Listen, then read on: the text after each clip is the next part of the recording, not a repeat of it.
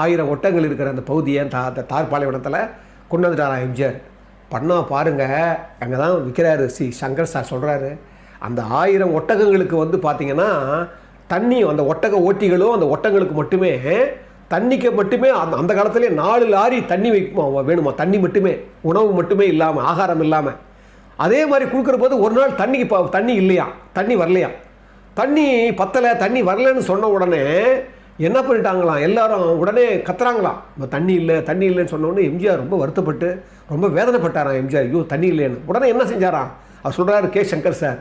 இதை கேள்விப்பட்டு வருத்தப்பட்ட எம்ஜிஆர் அவர்கள் தன்னுடைய கொடைக்கரம் நீண்டது, அந்த கொடைக்கரம் நீண்டச்சான். சொன்ன உடனே பாருங்க, கொஞ்ச நேரத்தில் கொஞ்சம் மணி துளிகளில் லாரி லாரியாக வருதான். என்ன தெரியுமா வந்ததான், கோகோ காலா. நீங்கள் பார்த்தீங்கன்னா லாரி லாரியாக வருதான். வந்து என்ன பண்ணுறாங்க, எடுத்து கொடுக்குறாங்களாம். யார்?